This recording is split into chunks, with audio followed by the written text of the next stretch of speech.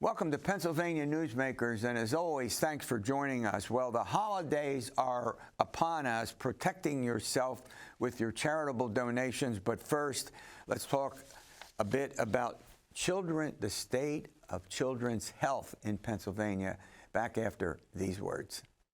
Welcome to the fast-paced and unrehearsed weekly discussion featuring the leaders who help shape your world. Join us as we address the issues that impact you each and every day. This is Pennsylvania Newsmakers. And now, here's your host, Terry Madonna. Well, we have a number of important subjects to talk about today, particularly those that are very personal.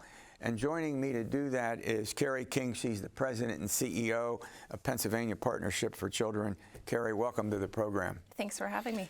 All right, well, let's first of all give us a general description of the status of the health of children in Pennsylvania. Yeah. So Pennsylvania Partnerships for Children just released our annual State of Children's Health report. We do this every year. It's a very comprehensive look at how children are faring with their health insurance coverage. We look at it down to the county level, certainly statewide. But interestingly, this is 2022 data, so it kind of lags a little bit until we get the data in. So we're looking at 2022. We were expecting kind of a stable year for health insurance coverage. This was still during the public health emergency with COVID-19. So we were candidly pretty shocked to see that there was a marked increase in the uninsured rate for children. Specifically, the rate increased from 4.4% to 5.6%. That's pretty significant. It's the largest jump I've seen since I've been in my role. So again, this was during the public health emergency. We expect with the end of the COVID-19 pandemic this year, the government kind of said that we're at the end of the PHE. That's certainly going to continue to decrease, we think, moving forward. So we're concerned that this was the data in 2022. Now there was a loss of Medicaid coverage for a number of kids in the state, correct? Yeah. So Pennsylvania is now the 5th in the nation, not in a good way, in terms of the number of uninsured children. When you're looking at raw numbers, it's 145,000 kids. We always like to give a visualization to that. So we say that it could fill every seat in Beaver Stadium. And there would still be 39,000 kids out in the parking lot. So that's a lot of kids. I think it's also important to note that Pennsylvania was only one of 3 states that actually saw an increase in the uninsured rate, with the other 2 being Connecticut and Wisconsin. So again, you saw that stability in other states, which we didn't see here. So the bottom line here, it seems to me, is that we're talking about less stable kids' health coverage. Is that an accurate statement? Yeah, and in a year we thought there would be. I think that's the important distinction there. We thought 2022 would still bring that consistency, stability, and we certainly didn't see that. I think it's also important to note, too, we also look at kind of age groups. Certainly younger kids are very important, so up to age 6, the American Academy of Pediatrics recommends 13 visits. This is a critical period for a child's development. Sure. So you can understand why health insurance is so critical during that time. And we saw the biggest jump for kids under age 6. So we're very concerned that those younger kiddos that need those well-child visits just don't have that access. Are there places that people should go, particularly government sources, to find out what's available? Absolutely, yeah. So the state, through the Department of Human Services, has the Compass website. So certainly go there. That can connect you to Medicaid. Also the Children's Health Insurance Plan, or CHIP. And then also Penny, which is our state's health insurance marketplace.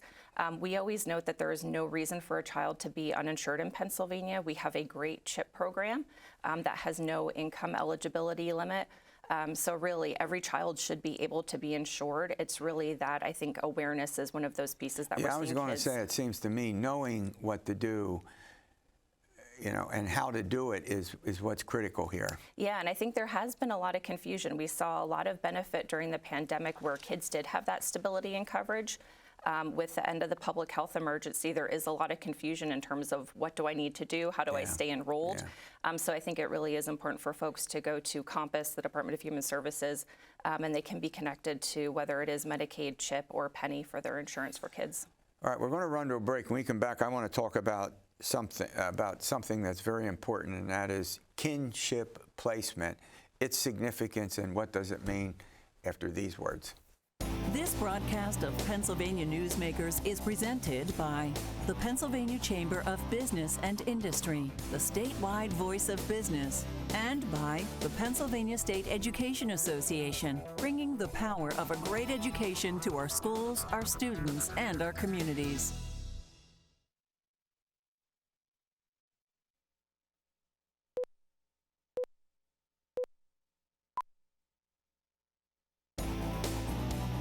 This broadcast of Pennsylvania Newsmakers is brought to you by the Pennsylvania Highway Information Association, the go-to source to learn about transportation projects and issues. Please visit pahighwayinfo.org. And by the Pennsylvania Manufacturers Association. Business in Pennsylvania is our business. Carrie King is President and CEO of Pennsylvania Partnership for Children. She has joined me. We're chatting about a number of things that are very important with children. And one aspect of this that I think certainly needs some explanation, and it's something you refer to as kinship placement. So what's kinship, first of all? Sure. So Pennsylvania Partnerships for Children focuses, one of our policy areas is in child welfare. So this is when a child needs to be removed from their home due to instances of abuse or neglect. And so kinship placement is one of those options when a child does need to be removed. When a child goes into what we call the foster care system, we really are trying to incentivize kinship placement. So what does that mean when we say kinship? It can certainly be, a lot of people think of a grandparent. There's a lot of focus on grandparents raising grandchildren now. But it could be an aunt, an Aunts uncle. and uncles. Exactly. And Pennsylvania has a fairly flexible definition of kinship, that it could also be just a close connection to the child, not necessarily a blood relative. So are we talking about adoption? No. So this is, trying to keep a child with kin. We could certainly kind of go to that path where a relative could end up adopting the child, but this is It's not a requirement. Exactly. It's trying to keep that child in the best possible placement, with hopefully being able to be back in the home with the parents eventually after there's supports that are given. How widespread is it? So Pennsylvania has been improving its placements of kinship care over the past 5 years. We've seen a pretty steady increase. So just over 20,000 kids are in foster care right now in Pennsylvania. 20,000. Yeah, and about 42% of those are with kinship placements. So again, the state has been trending in the right direction. There's certainly more policy pieces that we can implement to continue to improve that, though. Yeah.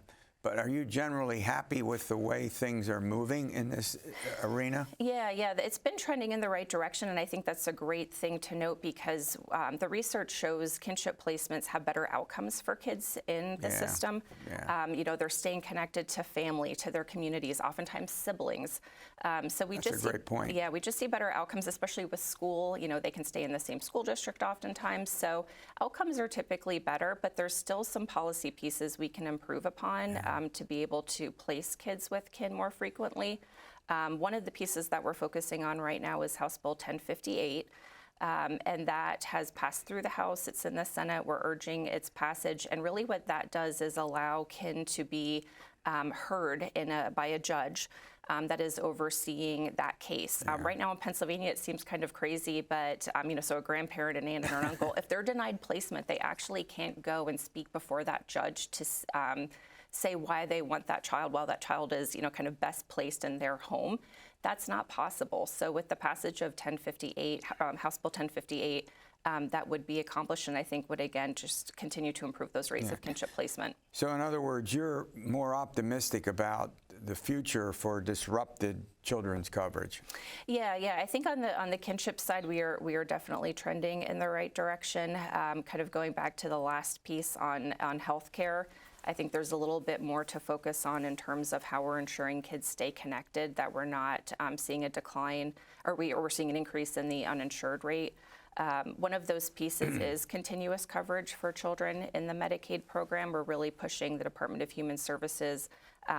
Right now, we're moving into kind of a year-by-year determination for kids with coverage. The more that we can prevent what we call churn, so kind of kids bouncing in and out of Medicaid coverage, we're hopeful that the department will implement that, especially for younger kids, that they can continue to have that Medicaid or other coverage options. All right, we'll keep up the work. All right, coming up, we're going to talk about donation. We're going to talk about protecting yourself. It's holiday season with your charitable donations and more, and we'll get to that following these words. This broadcast of Pennsylvania Newsmakers is brought to you by Cross State Credit Union Association. Credit unions, where people are worth more than money. To find a credit union that is right for you, go to ibelong.org. And by the Energy Association of Pennsylvania, Pennsylvania's energy information source.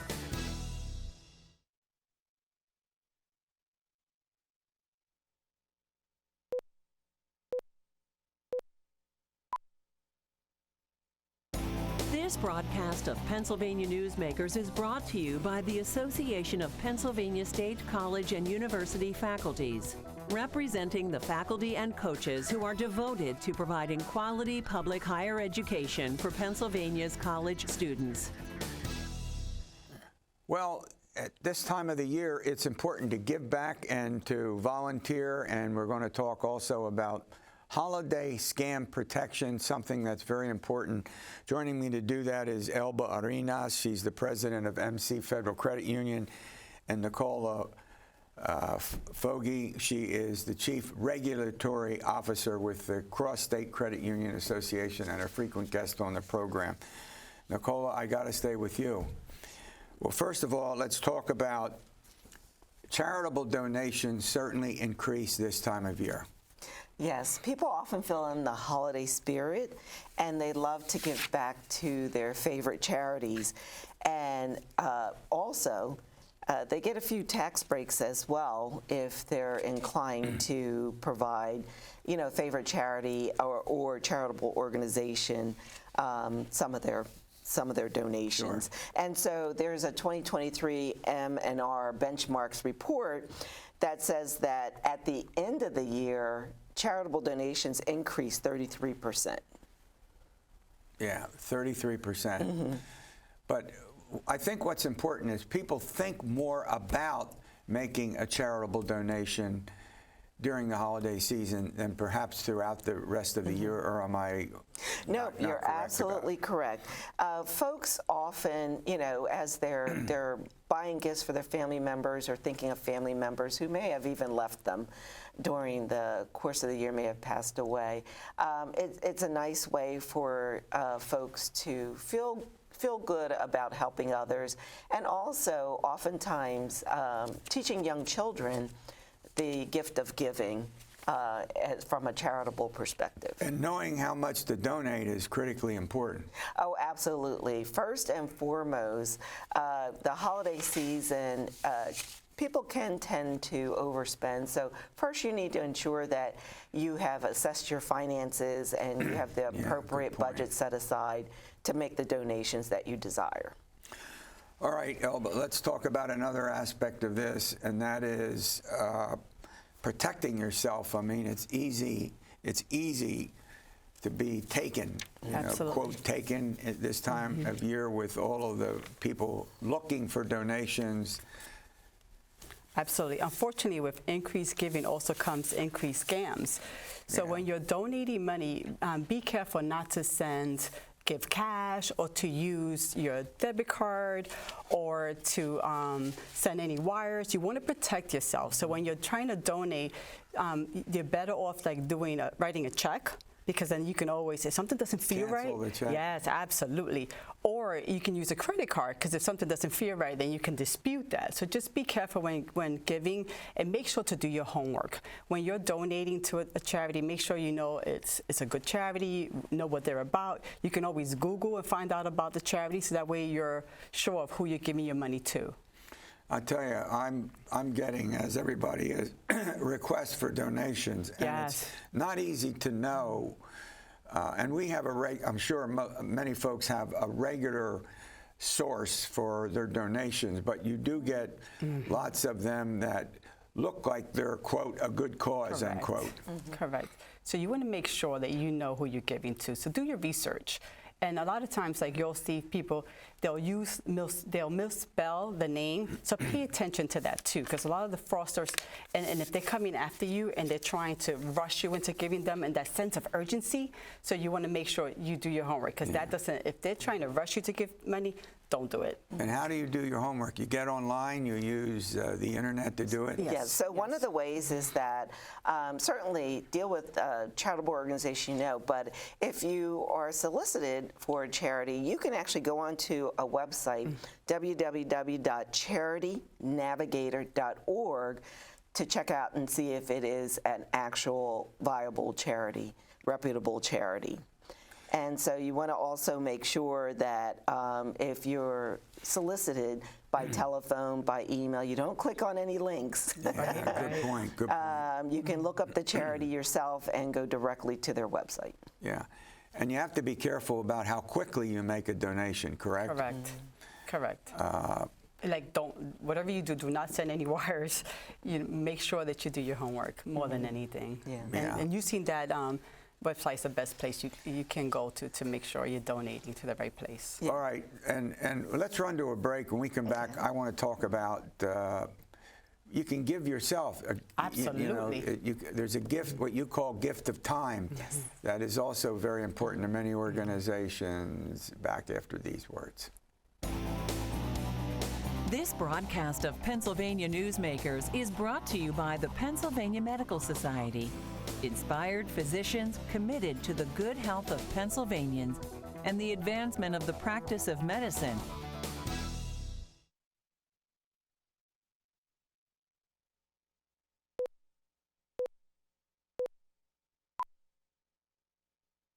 All right, I want to talk about the gift of your time, as I said, but I don't think we covered completely enough what to do about protecting yourself from scams.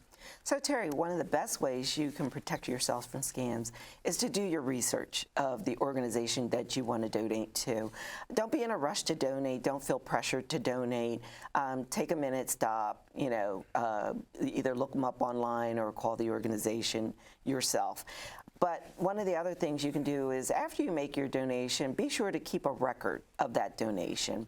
If you do it online, make sure you save or print your receipt from having donated. Also, if you've made the donation in person or via mail, typically try to write a check so you have a record of that donation as well. Some of the other ways that you can protect yourself is to ensure if somebody is calling you, sometimes those callers are trying to trick you into giving your financial information to them for that scam. So be sure not to feel pressured to do that. Yeah. Well, one of the things that you can also do instead of giving money is to give, I guess, to give yourself, right? Right. What you've referred to as the gift of time. Right, and time is priceless, right? So when you give the gift of time, it's something that you can't get back is that time, right? So if you don't have the space in your budget for monetary donation or leery of scams, you can always donate your time. So you can volunteer at local shelters, you can volunteer at nursing homes. There's so many things you can do. Like with my credit union with MC Federal, we do a lot of volunteering for financial literacy. So we do financial literacy in the park for kids in the summer. We do it at the libraries. We read to kids at the libraries. We also work with different organizations in the communities we serve, because that's what credit unions do. We give back to the communities we serve. So we give time by going to different organizations like Getting Ahead, Climbing Out of Poverty, and we work with them to get them their financial needs to where they need to be. So it's just doing like a budget and teaching them all that good stuff. Yeah. Put another way, it amounts to volunteering. Yeah, absolutely, Yes, absolutely.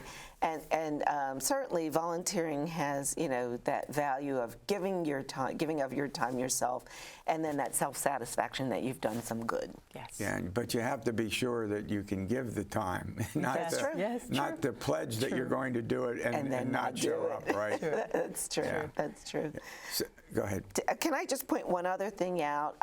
We want to make sure that folks understand If in fact you are scammed, we hope that does not happen this holiday season, but if you are, you may report the scam to the Federal Trade Commission. Yeah. And you can do that at reportfraudftc.gov. So not locally, you report it nationally? You should still talk to your financial Local. institution, Yeah. your credit union, if you do bank with a commercial bank or a local banking institution. Please talk to your financial professional to help you in the event that you are scammed. But we do hope that does not happen this holiday season. Yeah, we were talking this segment about volunteering, and it seems to me that it's something you've got to want to do. It's got to be an organization, an activity in which you can invest Right. your time and your energy and do it enthusiastically. Correct. So you want to be able to connect with whatever you're doing. So you have to have that interest, that common interest. And it's a great way to Enjoyment. meet. Absolutely. And it's a great way to meet new people. It's a great way to get out there and build your culture that way. Yeah. And most employers are connected with charitable organizations. You can check with your HR good department point. of your employer to see those organizations that are valid and reputable and worthy of your time. Yeah, and volunteering helps you because you reach out, you get to meet different people. Absolutely. It may open up new employment opportunities for you. There's a whole array of possibilities there. True. Absolutely. Plus, you have the feeling of giving back. So you're actually helping Yeah, people. good point. Yeah. Good point. And time is perhaps the most important element here. Yeah. It's priceless. Because you have to find a way to use your time and then how to spend it in a way that is meaningful, not just to the organization, but to you. And people should understand that, you can do this all year long, not just at the holidays. True. So Yeah, good point. people are in need all year long. So hopefully the generosity of your spirit through the holidays carries on throughout the year Yeah. when we're talking about volunteerism. Yeah, and it's also something that you can get committed to, you have to believe in. Absolutely. I've talked to people who volunteer in different ways and they don't enjoy it because where they are doing it, you need to, am I right? You need to find a place to volunteer Right. that you have an interest in. Correct. Or am I wrong about No, that? you're absolutely right about that, Terry. Yeah. And that seems to me to be the most relevant aspect of this. And in doing so, you also have to protect yourself. It's not just in giving money, but when you're doing your time, you have to protect yourself, correct? Correct. You want to make sure that you're giving the time that you can afford to spend with them, right? So you don't want to commit yourself to like, I'm going to do this forever, but I'm going to do this for this month, this week, this year, and be able to, when you're saying that you're going to do something, be able to stand behind that and be able to be there. Because the organization is going to depend on you when you say, I'm going to volunteer. That's a great point. It's a two-way street. Absolutely. Yeah, not it's just a partnership. It's a partnership. Yeah. Well, this has been a great subject. Thanks for coming on. Thank You're you. welcome. All right, thanks for joining us, and you all have a great week.